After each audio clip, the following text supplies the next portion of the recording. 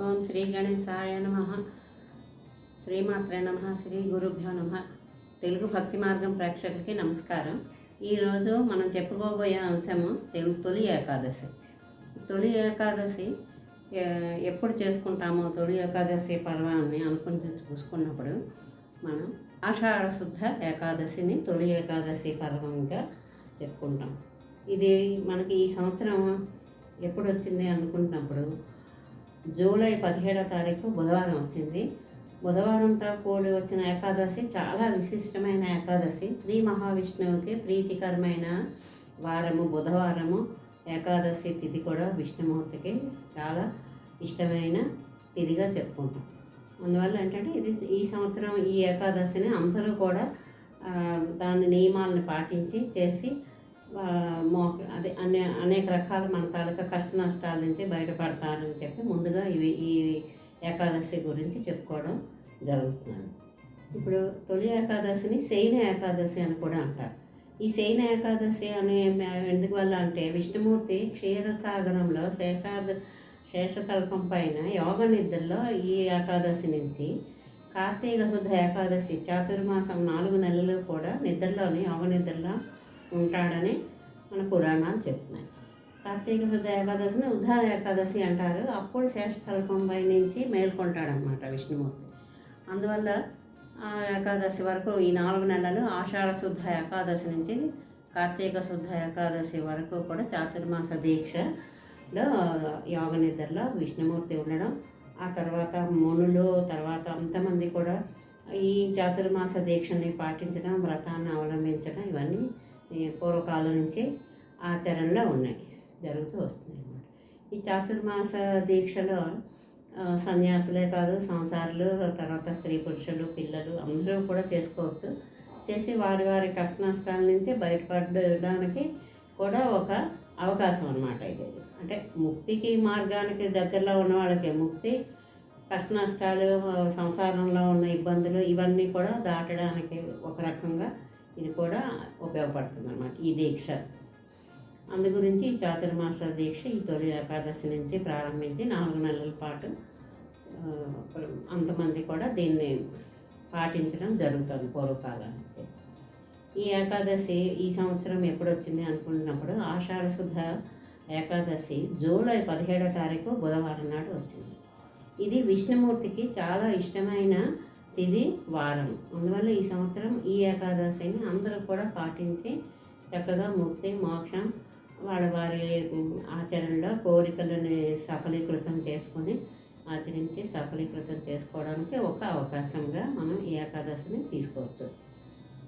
అసలు ఈ ఏకాదశి అంటే ఎందుకు విష్ణుమూర్తికి అంత ప్రీతి అనుకున్నప్పుడు తాళజంగుడు అనే రాక్షసుని కుమారుడు మురాసురుడు యుద్ధం చేయగా విష్ణుమూర్తి అతనితో అలసిపోయి చేయలేక తన శరీర భాగాల్లో నుంచి ఒక కన్యకని జనింపు చేసినట్లు ఆ కన్యకని ఏకాదశిగా పిలుచుకుంటున్నట్లు అని పురాణాలు చెప్తున్నాయి.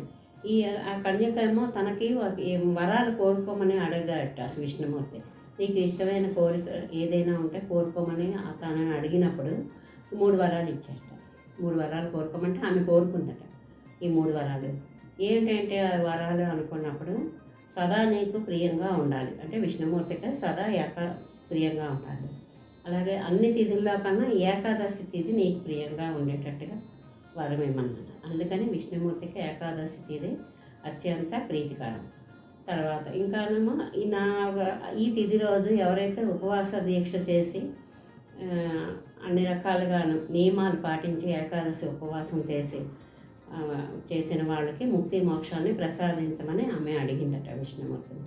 అలాగే నీ కోరిక తప్పనిసరిగా తీరుతుంది ఇలా చేసిన వాళ్ళకి అని అభయహస్తాన్ని విష్ణుమూర్తి ఇచ్చాట. అందువల్ల ఈ ఏకాదశి ఎందుకు అంత విశిష్టత అనుకున్నప్పుడు ఈ రకమైన కథలు చాలా రకరకాలుగా ఉన్నాయి. అందులో ఇదొకటి విష్ణుమూర్తికి ప్రీతికరమైన తిథి ఏకాదశి తిథి. ఇది 11వ తిథిగా మనం చెప్పుకుంటాం అన్నమాట. తిథిలో ఉన్న 15 తిథుల్లోనే 11వ తిథి ఏకాదశి తిథి. ఇది ఆయనకి అత్యంత ప్రీతికరమైన తిథి. అందువల్ల ఏకాదశికి అంత ప్రాశస్త్యం.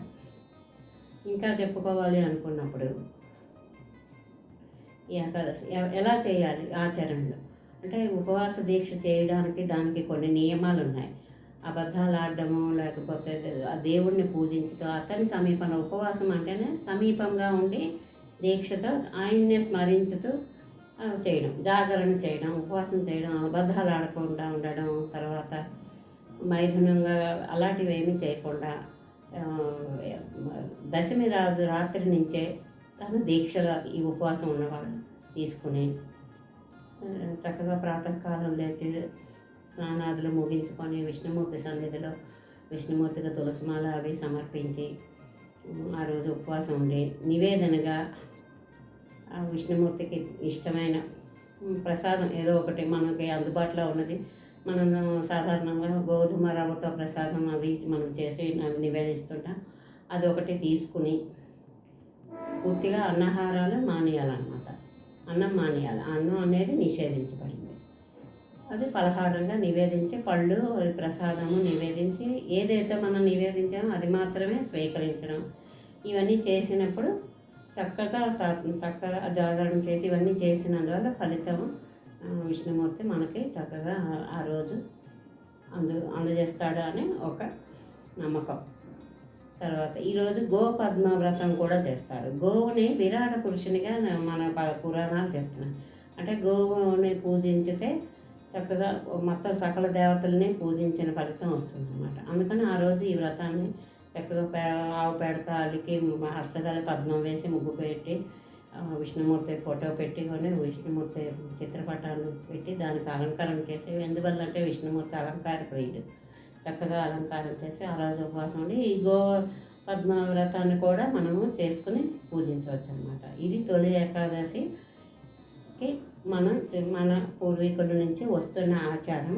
ఈ రకంగా చేసి తరించవచ్చు అని చెప్పడానికి అందరికీ తెలుసు, తెలియని వాళ్ళు ఆచరిస్తారని ఈ వీడియో ద్వారా మాకు తెలిసింది ఏదైతే ఉందో అది చెప్పడం జరిగింది.